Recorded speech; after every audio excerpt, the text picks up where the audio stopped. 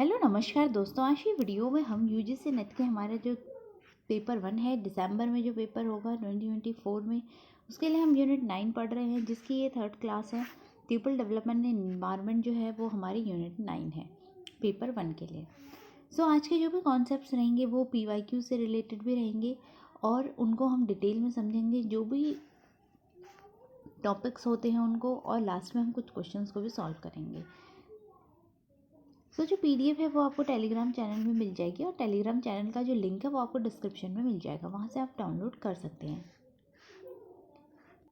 सबसे पहले हम देखते हैं कि आज की वीडियो में हमें क्या क्या पढ़ना है। आज की वीडियो में हम प्रोटोकॉल्स जो एग्रीमेंट्स हैं उनको पढ़ेंगे, उनको डिटेल में समझेंगे। सबसे पहले हम मॉन्ट्रियल प्रोटोकॉल पढ़ेंगे, देन उसके बाद उसी के साथ जो किगाली अमेंडमेंट है उसको पढ़ेंगे। देन हमारा क्योटो प्रोटोकॉल है। क्योटो प्रोटोकॉल के बाद इंटरनेशनल सोलर अलायंस जो है उसको पढ़ेंगे। एक्सेप्ट दैट जो हमारा पेरिस एग्रीमेंट है उसको भी हम पढ़ेंगे। सबसे पहले हम देखते हैं कि कौन सा प्रोटोकॉल कब आया और कब वो फोर्स में आया।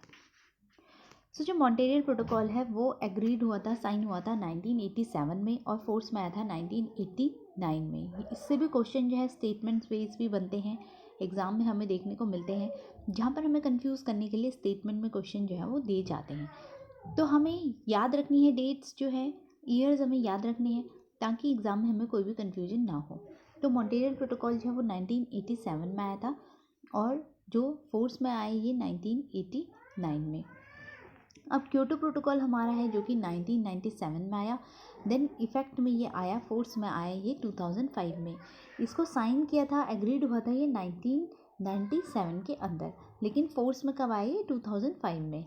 देन हमारा जो पेरिस एग्रीमेंट है वो 2015 में आया है, देन और ये फोर्स में आया है कब, 2016 में। देन किगाली अमेंडमेंट जो है वो एग्रीड हुआ था 2016 में और फोर्स में आया 2019 के अंदर। जो किगाली अमेंडमेंट है वो मॉन्ट्रियल जो प्रोटोकॉल है उसी से रिलेटेड है। क्वेश्चन जो हमारे अगस्त में भी बने थे उसमें हमें इनका सीक्वेंस पूछा गया था कि कौन सा ईयर वाइज कौन सा प्रोटोकॉल जो है वो कब आया। उसमें हमें एक और चीज़ पूछी गई थी, हमारा रियो समिट। जो हमारा रियो समिट है उसे हम अर्थ समिट भी कहते हैं, अर्थ समिट, जो कि कब आया था 1992 में।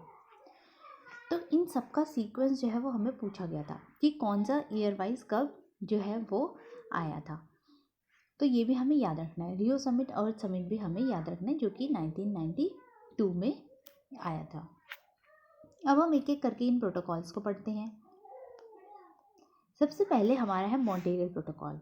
जो मॉन्ट्रियल प्रोटोकॉल है वो साइन हुआ था, एग्रीड हुआ था कब, 16 सितंबर 1987 को। अब ये जो 16 सितंबर है ये किससे रिलेटेड है? 16 सितंबर जो है वो रिलेटेड है ओजोन से, क्योंकि ओजोन डे जो है वो 16 सितंबर को मनाया जाता है। ये भी हमें याद रखना है, ओजोन डे कब मनाया जाता है।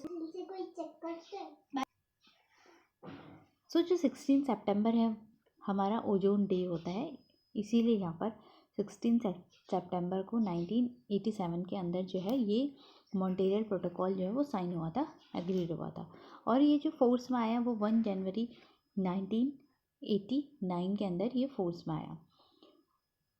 जो मॉन्ट्रियल प्रोटोकॉल है वो रिलेटेड है ODS से, ओजोन डिप्लीटिंग जो सब्सटेंसेस होते हैं उनसे रिलेटेड होता है मॉन्ट्रियल प्रोटोकॉल। यहाँ पर प्रोटेक्ट करना है जो स्ट्रेटोस्फेरिक ओजोन लेयर है उसको। 2 तरह की ओजोन लेयर होती है, एक हमारी होती है ट्रोपोस्फेरिक, ये हमारी अर्थ है, अर्थ के बाहर जो हमारी लेयर्स होती हैं एटमॉस्फेयर की, वहाँ पर जो है वो ओजोन लेयर्स होती हैं। सबसे पहली जो लेयर है वो हमारी ट्रोपोस्फेयर है, देन हमारी स्ट्रेटोस्फेयर होती है। जो ट्रोपोस्फेयर में जो ओजोन लेयर होती है वो कैसी होती है, वो हार्मफुल होती है, वो हमारे सेहत के लिए सही नहीं होती है। और जो स्ट्रेटोस्फेयर में, इसको गुड ओजोन कहा जाता है किसको, जो स्ट्रेटोस्फेयर में ओजोन लेयर होती है। ये क्या करती है, हमारे जो स्ट्रेटोस्फेयर में ओजोन लेयर है वो UV रेज से प्रोटेक्ट करती है। तो इसी को डिप्लीशन से बचाने के लिए मॉन्ट्रियल प्रोटोकॉल जो है वो लाया गया था। स्ट्रेटोस्फेरिक लेयर को प्रोटेक्ट करना है, ओजोन लेयर को, वो मॉन्ट्रियल प्रोटोकॉल में बोला। अब फेजिंग आउट करना है किसको, जो ODS है, ग्रीन हाउस गैसेस होती हैं, और जो ओजोन डिप्लीटिंग गैसेस हैं उनको हमें क्या करना है, रिड्यूस करना है। यहाँ पर जो ग्रीन हाउस गैसेस हैं वो कौन, ODS जो है ओजोन डिप्लीटिंग जो सब्सटेंसेस हैं, गैसेस हैं, वो कौन सी है हमारी, एक तो CFCs हो गई, देन हमारी HCFCs हो गई एंड हेलॉन्स हो गई। क्लोरोफ्लोरोकार्बन्स हो गया CFC, देन हाइड्रोक्लोरोफ्लोरोकार्बन हमारा HCFCs होता है और हेलॉन्स हो जाते हैं हमारे। तो इन्हें हमें क्या करना है, फेजिंग आउट करना है, इन्हें रिड्यूस करना है, कम करना है। देन उसके बाद हमारा यहाँ पर इंट्रोड्यूस कराया गया था HFCs are widely used alternative of ODS। तो ODS जो ये गैसेस हैं हमारी ओजोन डिप्लीटिंग जो गैसेस होती हैं, इनको हटाकर यूज़ किया गया था किसको, HFCs को। सो HFCs जो है वो ODS की जगह यूज़ की गई, जो कि हाइड्रोफ्लोरोकार्बन है। इसमें डिफरेंस है, ये हाइड्रोक्लोरोफ्लोरोकार्बन है और ये हाइड्रोफ्लोरोकार्बन है। तो यहाँ पर यूज़ करने लगे क्या, हाइड्रोफ्लोरोकार्बन। अब यहाँ पर देन ये देखा गया कि जो HFCs है वो क्या है, ग्रीन हाउस गैस है। ये हमारी जो थी ओजोन डिप्लीटिंग सब्सटेंसेस थी, ओजोन डिप्लीटिंग थे, इनको हटाकर हमने यूज किया HFC। और जब HFCs देखी गई कि वो कौन सी गैसेस हैं, ग्रीन हाउस गैसेस हैं। अब यहाँ पर एक पॉइंट और है मॉन्ट्रियल प्रोटोकॉल के बारे में कि आज तक का सबसे मोस्ट सक्सेसफुल जो ट्रीटी है वो क्या है, मॉन्ट्रियल प्रोटोकॉल है। इसको सबसे सक्सेसफुल जो एग्रीमेंट है वो माना जाता है। ये भी क्वेश्चन जो है वो एग्ज़ाम में हमारा बना था। तो यहाँ से ये हो गया। देन अब हमारा जब हमने ये देखा कि हमने सबसे पहले ओजोन डिप्लीटिंग जो सब्सटेंसेस थे उनको रिमूव कराया और लगाया HFCs। अब ये जो ऐसे HFCs थी ये क्या बन गई, ग्रीन हाउस गैसेस बन गई।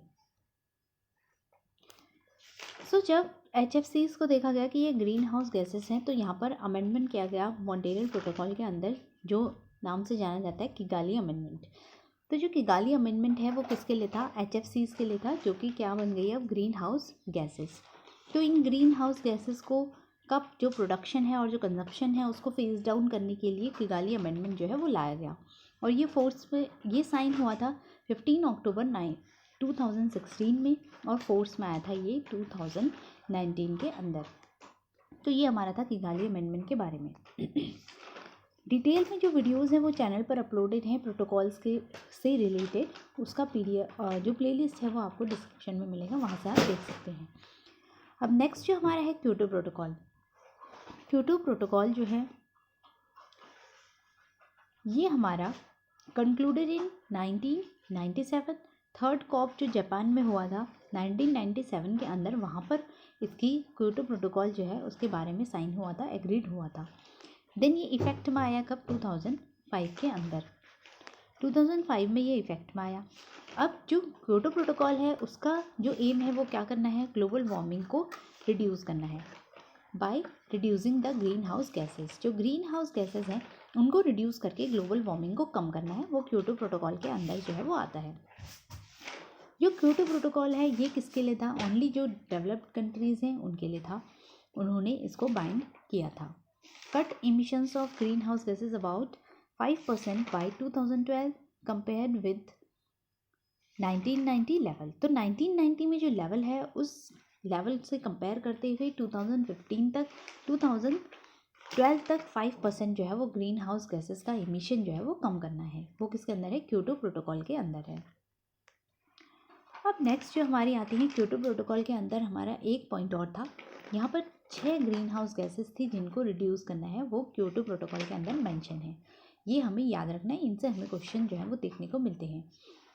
हमसे ग्रीन हाउस गैसेस पूछी जाती हैं जो कि क्योटो प्रोटोकॉल के अंदर थी।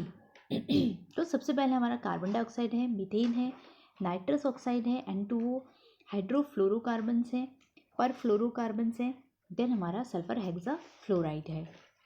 तो ये हमारी 6 जो है वो ग्रीन हाउस गैसेस है जो कि हमारे क्योटो प्रोटोकॉल के अंदर मेंशन है। CCNHPS,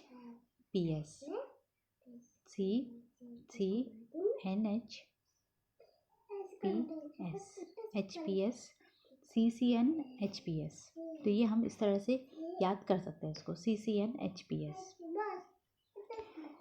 देन हमारा एक और क्वेश्चन जो पूछा गया था अगस्त के पेपर में, वो ये था कि second compliance period of Kyoto protocol, इससे क्वेश्चन जो है वो बना था। तो सेकंड कंपाइलेंस पीरियड जो था क्योटो प्रोटोकॉल का वो आया था कब, 2012 के अंदर, जो भी था दोहा अमेंडमेंट के अंदर। यहाँ पर ये जो था इसका जो टाइम पीरियड था 2013 से लेकर 2020 तक रहा। और यहाँ पर एक और चीज़ ऐड हुई ग्रीन हाउस गैस के अंदर। तो 6 ग्रीन हाउस गैसेस वो थी और एक और ये वाली है, कौन सी, NF3। NF3 क्या है, नाइट्रोजन ट्राई फ्लोराइड, क्योंकि ये 3 है तो इसको ट्राई बोलेंगे हम। So nitrogen try fluoride. तो ये हमारी एक और ग्रीन हाउस गैस जो है वो हो गई है, जो कि दोहा अमेंडमेंट में ऐड हुई थी क्योटो प्रोटोकॉल के अंदर। तो ये हमें याद रखनी है, जो भी इंपॉर्टेंट पॉइंट्स है वो यहाँ पर मेंशन किए हैं हमने, इनको हमें ज़रूर से याद रखना है। इसके बाद हम एक और चीज़ पढ़ेंगे, वो है हमारा पेरिस एग्रीमेंट। सो अब हम देखते हैं पेरिस एग्रीमेंट, जो कि साइन हुआ था कब, 2015 के अंदर, और ये इफेक्ट में आया था, फोर्स में आया था 5 अक्टूबर 2016 के अंदर। अब इसका जो एम था वो क्या था, reducing global green house gases and thus it deals with the climate change. इसका जो मोटो है वो ग्रीन हाउस गैसेज को रिड्यूस करके क्लाइमेट चेंज पर एक्शन जो है वो करना है पेरिस एग्रीमेंट के अंदर। यहाँ पर जो मेन एम है वो टेम्परेचर को बढ़ने नहीं देना है। जो प्री इंडस्ट्रियल लेवल में टेम्परेचर था, जब इंडस्ट्रीज़ नहीं थी उस टाइम पे जो टेम्परेचर था उसके कंपैरिजन में टेम्परेचर को क्या नहीं करना है, बढ़ने नहीं देना है, उसको 2 डिग्री सेल्सियस के बिलो ही रखना है, ये इसका एम है। अब there have been efforts to limit the temperature increase ever further 1.5 degree Celsius. तो 1.5 डिग्री सेल्सियस के अंदर टेम्परेचर को क्या करना है, लिमिट करके रखना है, और 2 डिग्रीज के बिलो ही वो रहना चाहिए। ये जो हमारा पेरिस एग्रीमेंट है ये UNFCCC के अंदर आता है, और UNFCCC is a convention held on 1992 to combat climate change. So climate change को कॉम्बैट करने के लिए UNFCCC जो है वो बनाया गया था कब, 1992 के अंदर। 1992 में हमारा क्या आया था, रियो समिट हुआ था, उसी के अंदर UNFCCC जो है वो आता है। तो ये हमारा हो गया किसके बारे में, पेरिस एग्रीमेंट के बारे में। डिटेल वीडियो आपको लिंक जो है वो डिस्क्रिप्शन में मिलेगा, वहाँ से आप जाके देख सकते हैं। सो नेक्स्ट हमारा है ISA, जो कि है इंटरनेशनल सोलर अलायंस। ये लॉन्च हुआ था 30 नवंबर 2015 के अंदर, और यहाँ पर हमारे लॉन्च किया था ये किसने, इंडिया ने, और जो फ्रांस है उन्होंने। सो इंडिया के PM हमारे नरेंद्र मोदी जी हो गए, और जो फ्रांस है उसके प्रेसिडेंट जो थे, फॉर्मर प्रेसिडेंट जो है उनका नाम हमारा है फ्रैंकोइस हॉलैंडे। तो ये जो है इनका नाम भी हमें याद रखना है, स्टेटमेंट्स में हमसे क्वेश्चन जो है वो पूछ लेते हैं। तो FH हमें याद रखना है, इसकी शॉर्ट फॉर्म। फ्रांस के जो प्रेसिडेंट थे वो कौन थे, FH, प्रेसिडेंट FH। इनका नाम भी, फ्रांस कंट्री का नाम है तो वैसे ही इनका नाम भी है फ्रांकोइस हॉलैंडे। तो FH से हमें इसको याद रखना है। देन हमारा ये 25 जनवरी 2016 को ये फाउंडेशन स्टोन जो है इसका रखा गया था, और फर्स्ट समिट जो है इसका हुआ था कब, 11 मार्च 2018 के अंदर, न्यू दिल्ली के अंदर, क्योंकि इंडिया ने ही इसे लीड किया था। ऑन COP21 इसकी जो है वो बात कही गई थी COP21 के अंदर। अब यहाँ पर इसके अंदर हमें देखनी है कि रिन्यूएबल रिसोर्सेज, रिन्यूएबल एनर्जी के बारे में यहाँ पर बात की गई है, इंटरनेशनल सोलर अलायंस के बारे में, जहाँ पर ये सोलर एनर्जी को यूज़ करके जो है वो बिजली बनाई जाती है। और बहुत सारे हम देखते हैं कि आजकल सोलर एनर्जी से रिलेटेड सब्सिडीज़ भी जो है गवर्नमेंट हमारी प्रोवाइड करा रही है। तो सोलर एनर्जी इसके अंदर आता है, रिन्यूएबल रिसोर्सेज के अंदर, जिससे कि क्वेश्चन इस बार एग्जाम में पूछा गया था, जहाँ पर हमें ऑप्शन में दिए गए थे रिन्यूएबल रिसोर्सेज के ऑप्शन, उसमें से हमें बताने थे कि कौन कौन से रिन्यूएबल रिसोर्सेज के अंदर आते हैं और कौन से नहीं आते हैं। तो सबसे पहला जो हमारा है सोलर एनर्जी, जो कि रिन्यूएबल एनर्जी के रूप में यूज़ करी जाती है। देन हमारी विंड एनर्जी हो गई, हाइड्रो इलेक्ट्रिक एनर्जी हो गई, जियोथर्मल एनर्जी एंड बायोमास। ये सारे ही हमें याद रखने हैं, इनसे हमें क्वेश्चन देखने को मिलता है, ये इंपॉर्टेंट है। तो ये हमारा हो गया रिन्यूएबल रिसोर्सेज। देन अब इसमें एक और इम्पॉर्टेंट पॉइंट है कि इसका विज़न क्या है और इसका मिशन क्या है, इनसे भी क्वेश्चन जो है वो देखने को मिलते हैं। हमें कंफ्यूज करने के लिए क्वेश्चन स्टेटमेंट्स में बन जाते हैं, तो हमें याद रखनी है, एक एक वर्ड्स जो है वो हमें याद रखना है, क्योंकि उनमें ही थोड़ा बहुत चेंज जो है वो कर दिया जाता है। सो विज़न इसका है कि let us together make the sun brighter, क्योंकि हम यहाँ पर बात किसकी कर रहे हैं, international solar alliance. Solar alliance की जब हम बात करें तो हमारा विज़न भी उसी से रिलेटेड है कि हमें क्या करना है, सन को ब्राइटर करना है। Let us together make the sun brighter. Then mission हमारा क्या है, every home how far away will have a light at home. तो जैसा कि हम अपनी कंट्री में भी देख पा रहे हैं कि बहुत सारे लोग जो है सोलर एनर्जी को यूज़ कर रहे हैं, चाहे वो कितनी भी दूर हो। तो छोटे से छोटे सिटी में भी सोलर जो एनर्जी है वो यूज़ हो रही है, सोलर पैनल्स को यूज़ किया जा रहा है। तो मिशन इसका यही है कि हर घर में क्या हो, चाहे वो कितनी भी दूर हो, वहाँ पर लाइट हो, वो इसका मिशन है। तो ये मिशन और विज़न दोनों से ही क्वेश्चन देखने को मिलते हैं, इन दोनों को हमें याद रखना है।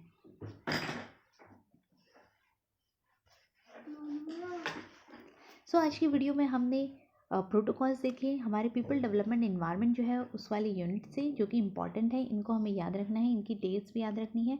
अगर आपको वीडियो पसंद आया तो लाइक ज़रूर कीजिएगा, और चैनल सब्सक्राइब नहीं किया तो सब्सक्राइब भी कर लीजिए, और अपने फ्रेंड्स के साथ शेयर ज़रूर कीजिएगा। डिटेल वीडियोज़ का लिंक आपको डिस्क्रिप्शन में मिलेगा, वहाँ से जाकर ज़रूर देखिएगा। Thank you for watching.